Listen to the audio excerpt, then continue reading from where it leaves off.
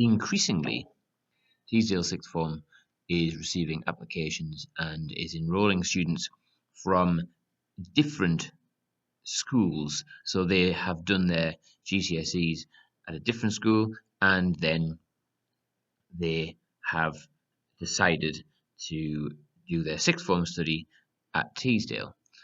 Today's guest is somebody who did that when that was relatively rare and took the bold decision to move from her previous school to our sixth form. My name is Simon Henderson. I am head of history and sixth form at Teesdale School, and this is episode 22 of Made in Teesdale. Made in Teesdale. And we actually sat there one night watching John Wayne's Stagecoach film projected onto the wall while looking down at the scene below. It is absolutely fascinating seeing inner city London children dropped into the middle of a working farm. I have very fond memories of growing up in Teesdale. I mean, living in the countryside and having, loads of fresh air, loads of space to play. It really is the case that if you come from County Durham, and in my case have lived in southwest London for 40 years, County Durham's still what I call home. Made in Teesdale. Our guest today is Miss Lizzie Knight, who left us to go to the bright lights of Cambridge to study natural sciences, and is now working on a PhD project looking at earthquakes and shifting tectonic plates and other exciting environmental issues. So, hello Lizzie, how are you? I am okay. How are you? I am good, thank you. So you have already listened to several episodes of the Made in Teesdale podcast, so you are familiar, as are our listeners, with the format.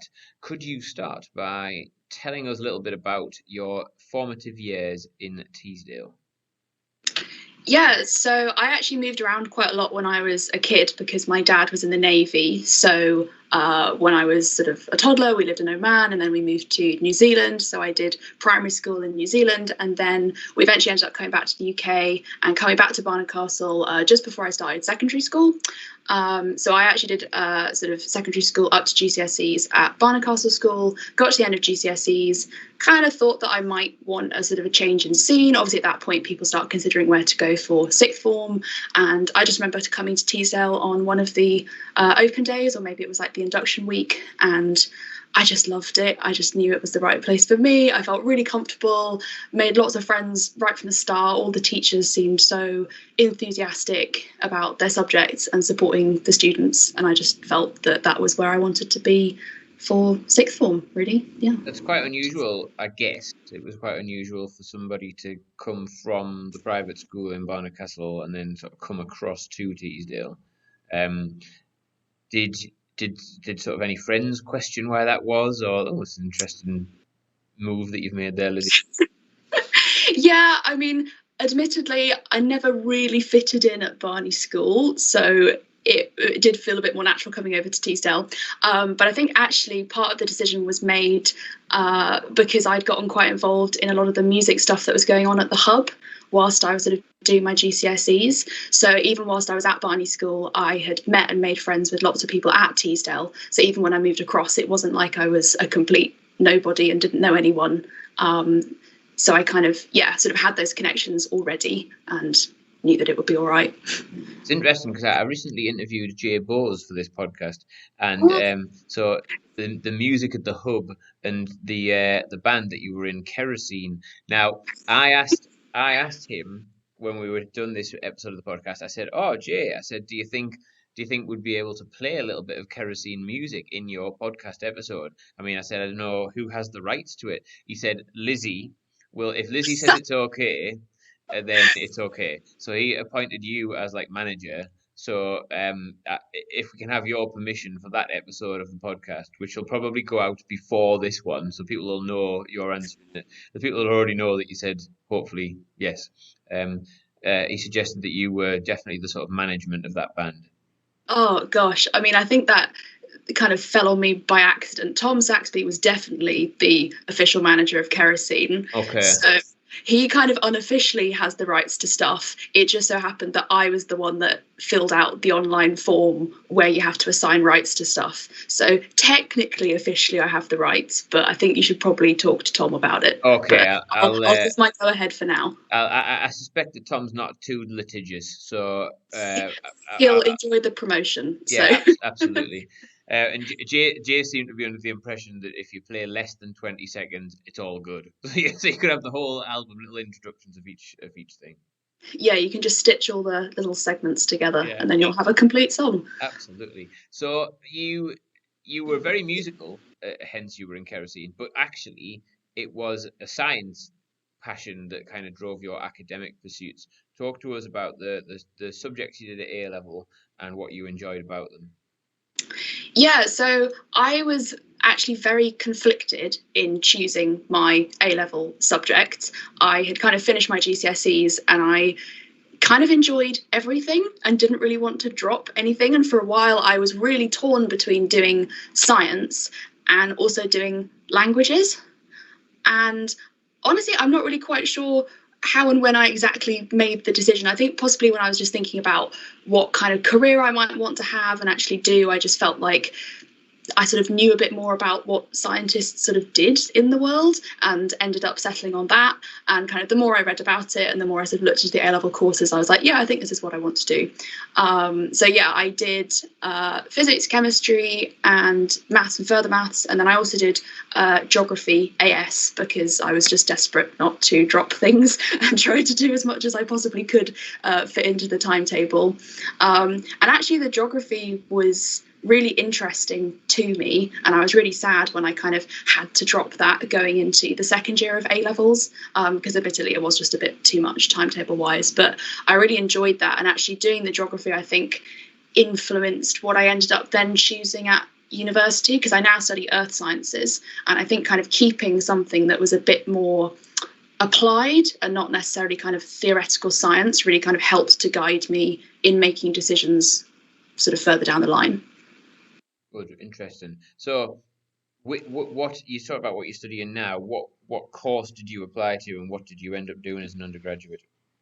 So I applied for natural sciences, which is kind of, famous for being like a course at Cambridge, but I think lots and lots of other universities are now adopting the sort of natural sciences framework in which you would do lots of different subjects in your first year. It's kind of similar to doing like a joint honours degree, but normally you do 3, and in my case it was 4 different subjects. And again, this was probably me just being very indecisive and not wanting to stop doing various subjects. So yeah, I applied for natural sciences, got into Cambridge, and you do 4 subjects in your first year. So I actually did maths, physics, earth science and material science. And I picked earth science and material science because I think I kind of knew deep down that the science that I really enjoyed was the science that I could see being kind of applied to the real world, and science that was kind of tangible in a way. And I also like the fact that I got to choose those 2 subjects and try out things that I hadn't done at school. I think a lot of the time people sort of have to pick careers and vocations on stuff that they've never even got to try before. So I was really grateful that I got the opportunity to try out all these different subjects before sort of narrowing down my options in further years.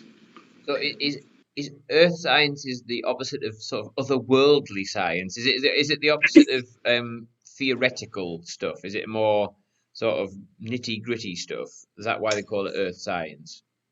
So earth science is sort of traditionally it would have just been called geology, but now it incorporates sort of aspects of environmental science and also, looking at like geology on other planets as well, sort of Earth and extraterrestrial science.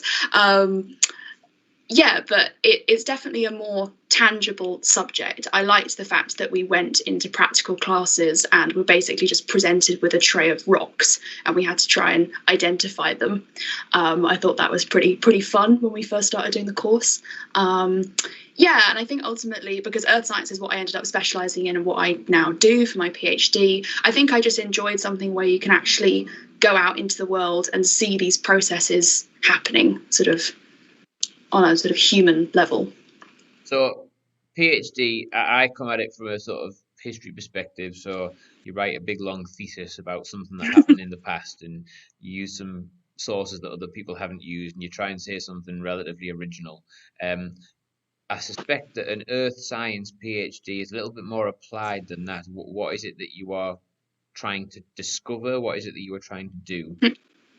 So my PhD is under the field of active tectonics. So basically what I do is I use data from earthquakes and sort of remote sensing data from satellites to study how the constants and sort of tectonic plates on the surface of the earth are moving around, what happens when they bump into each other, sort of how do they deform, looking at things on stuff that happens on very long time scales, like how do mountains grow, to then also sort of much shorter timescale things of, you know, what sort of effects do we see in the landscape after a big earthquake has occurred. That's kind of like the broad remit of what I do. So I don't actually do any lab work as part of my PhD. I should normally be going out and doing field work, but COVID has kind of prevented that. But luckily, I haven't been too badly affected by the pandemic because most of my stuff is just on my computer. I do kind of a little bit of coding, not too intense, but mostly I'm kind of looking at geospatial data, plotting things on maps, looking for patterns, looking for trends, at stuff that happens across the globe. So how would that maybe inform some kind of real world policies for governments or for scientists out in the field?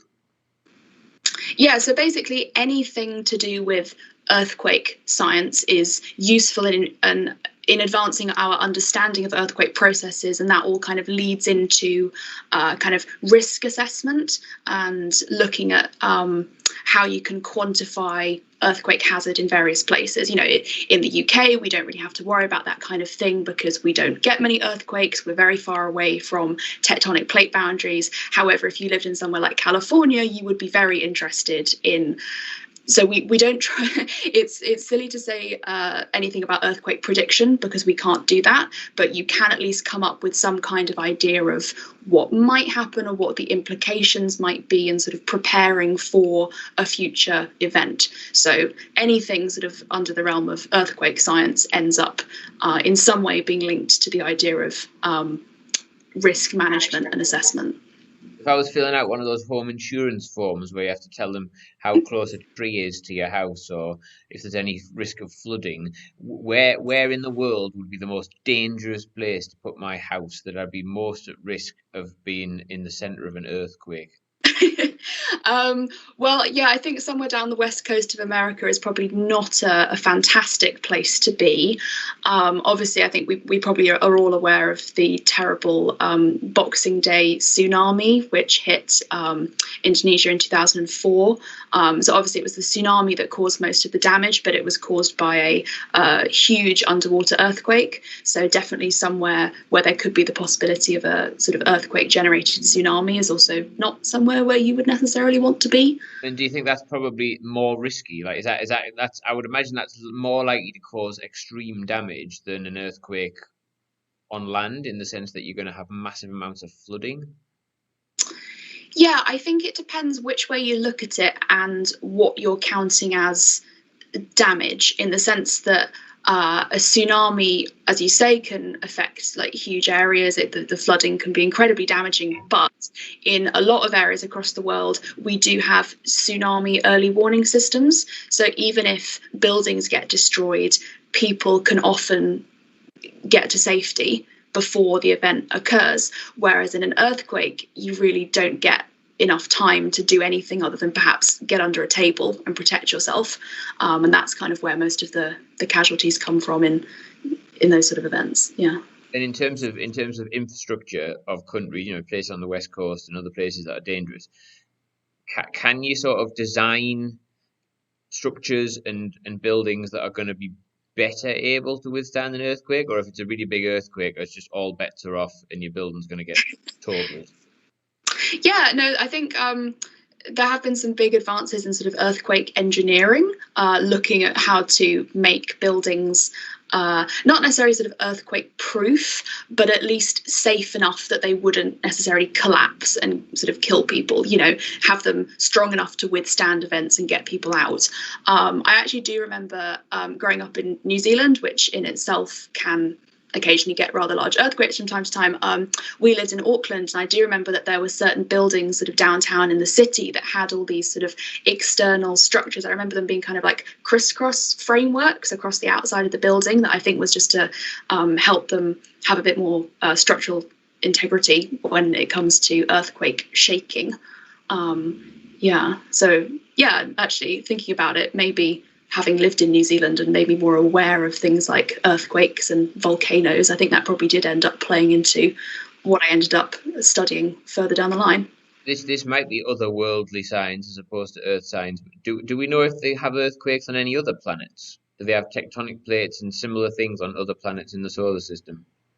Yeah, that's actually a really interesting question. A lot of people are intrigued as to why certain planets don't have tectonic processes and some do. A lot of it is to do with whether there is sort of heat and convection happening within the center of the planet that would kind of generate those huge motions to drive tectonic plates across the surface. It's not a planet, but actually I do know someone at Oxford who's studying moonquakes. So those are earthquakes that happen on the moon. But obviously, unfortunately, their data set is quite limited in the sense that there are only a handful of seismometers that have been placed on the moon by sort of the Apollo missions, whereas on Earth, we're treated to a whole array of sort of stations and monitoring things across the Earth. So, I mean, it strikes me that you'd be perfectly placed to play a scientist in a Hollywood disaster movie, like the sort of person, a bit like Dennis Quaid in The Day After Tomorrow, so that he knows what's going to happen and he informs the government. You'd be perfectly placed to play that character in a Hollywood film. Like, you've got to move everybody to safety. There's an earthquake coming. Apart from the fact you can't predict them. Where are you going to take that? You finish your PhD and you become Dr. Knight, earthquake expert. Where are you taking that in sort of career-wise? Yeah, so I think I have come to realise that the science that I enjoy the most and sort of the things that I like doing during my PhD is the more public-facing side of things. So I am sort of currently exploring ideas in whether I would like to go into kind of government policy, maybe not necessarily in earthquake things because we don't really have to think about that so much in the UK, but thinking about the way that science is applied to those sort of policy-making things is definitely something that I'm thinking about at the moment. I'm also really interested in outreach and science education. So I'm also looking at maybe considering a switch into something like museums, something like that as well. Yeah, either of those options are things that I'm sort of weighing up at the moment. I mean, I'm only in my second year, so I've still got a couple of years to make my mind up about it, but definitely doing something where I'm still in touch with the science, but able to kind of communicate that to the public or to policymakers and the government is something that I'm really keen on doing. What will your final PhD thesis look like? Will it be answering a particular question? Will it be a sort of analysis of a particular process?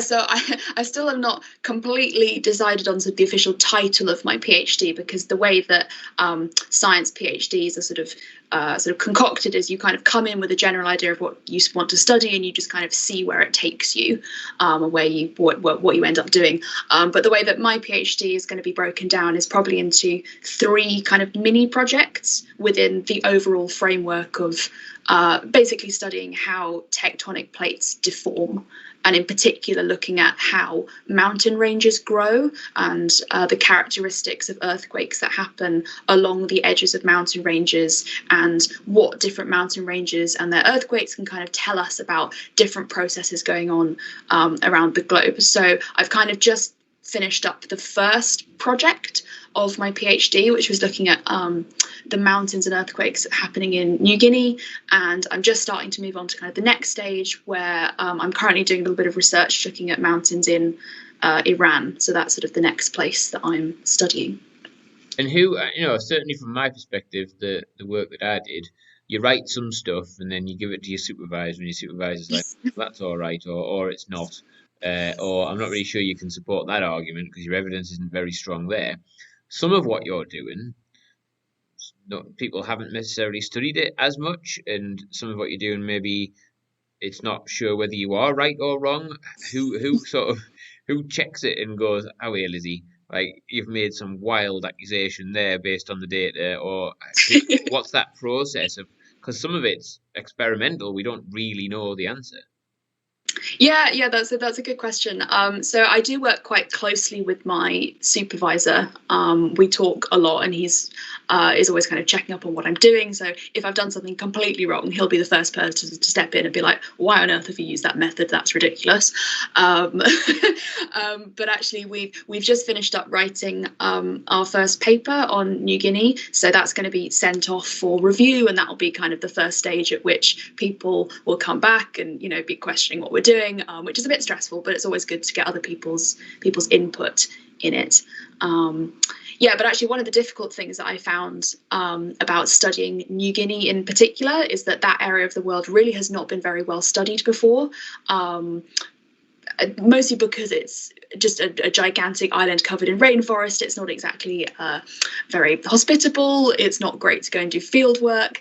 And it's just been very, very much understudied compared to the kind of classic examples of the Himalayas or the Andes and those kind of mountain ranges. So it's kind of been tricky kind of doing the background reading because there's maybe not quite so much as for other places. But it's also fun because it feels like I'm sort of contributing something quite important to the field and looking at somewhere that's not really been looked at before. So when you're not studying the shifting tectonic plates of the globe, what do you do just to keep your feet firmly on the ground and just kind of relax and chill out away from studying that? Yeah, so one of the things that has been really important to me since starting my undergrad has been being a part of my college rowing team. I've done that since I was a fresher. I think it is really important for people to have some extracurricular activity to do outside of the degree. I've found it to be so important to me in terms of just having something to distract myself with, to take my mind off my work completely, and especially seeing as it's kind of it's a very sort of strong team sport as well. Feeling like you're contributing to the team and you're all training together, even when you're getting up at ridiculous o'clock in the morning, you're going down because you're there to do it with the team. And obviously things like that have been somewhat put on hold the last year. Yeah, it's difficult to be socially distant in a boat. Well, actually, there were periods of time when we were allowed to be in the boats. I think the government's realised that because it's an outdoors activity, it's a little bit safer than, say, playing squash in a small enclosed space. So there have been some periods where we've been allowed to do it, even if that was just like going out in the small sculling boats. So it's been nice that we've been able to do it a little bit, but I'm kind of itching to get back to the proper team training and just to see everyone again, really, and to have. Because we do train quite a lot, normally sort of 5, 6, 7 times a week, which sounds intense, but actually, it's been helpful to have that in my diary and then to be able to kind of structure the rest of my week around that. So I'm very keen to get back to that again, even if it means that I'm going to have to get used to the early mornings again. I think the thing that would always put me off rowing, apart from the fact that as a male rower, most of the other people's pectoral muscles and biceps would be 4 times mine, so I wouldn't be going that fast. But it's the rhythm. Like I'd be terrified that I'd put me oar back or forward at the wrong time and then screwed up the whole rhythm. So maybe that could be the little skull that just sits there and goes, "Bull, do this, do that," rather than someone who's actually, because that must be really difficult to build up a rapport with your team, so you're actually rowing at the same time. Yeah, so the cox is the person that sits and sort of talks to the crew and sort of guides them through the race. And actually, a lot of people say that they're the most important person in the boat. So if you like being in charge, if you like having the power over the rest of your team, that little megaphone, like on the boat race. Yeah, yeah, I can see that now. And I would imagine it gets pretty competitive. Yeah, so I mean, I do not row for the university. You're never going to see me in the boat race, don't worry. But it's nice that each college at Cambridge has its own club and its own team. And yeah, you can go and you can do races in London or across the UK. But actually, the fiercest competition is a sort of inter-college competition. So I don't know if you've heard of the bumps races before, but they're a very classic thing that happens in Cambridge and Oxford, and it's absolute chaos. But basically, once a term, all the crews from the colleges line up along the river. There is a cannon that goes off and everyone starts the race, and the aim is to catch up to and bump the boat in front of you before the boat behind you catches up and bumps you. And yeah, it is crazy and it's chaotic and it's very one of a kind. I don't think there are many other places in the world that do that kind of race, but yeah, it's a lot of fun. Did anybody fall in? There's got to be some crashes there. There's got to be some falling. I've never seen anyone directly fall in, but there are a lot of crashes and there's a lot of boat mending that needs to be done after these races. And lots of early mornings, as you said, because like rowers get up at silly o'clock, don't they? Yes. Just because obviously you can't really row in the dark, so you have to make the most of the daylight. So unfortunately, that does often mean getting up at 5:30, 6 o'clock. But in the summer, when you get up and the sun is shining and it's actually warm, it kind of makes everything worthwhile. I'm starting to think of a new tagline for rowing here. Rowing, perfect preparation for being a parent, because 5:30 and 6 o'clock, that's what happens quite a lot. So as well as your rowing and your earthquake, can you give us a book or an album or a film recommendation for our listeners? Sure. So a book that I've just started reading recently is called Invisible Women, and it basically sort of talks you through different examples of how women have been ignored when it comes to the design of daily life. So I think perhaps we've all heard the stories of sort of female medical practitioners throughout the pandemic being given a PPE that doesn't fit because it's been designed for a man. And then similarly, there's stories of how like car crash test dummies are based on the physique of a standard biological man as opposed to a woman. And it's just kind of all these little things that kind of build up, and it's not the most cheery of books, but it does kind of make you feel a little bit riled up and like you want to do something and make some changes.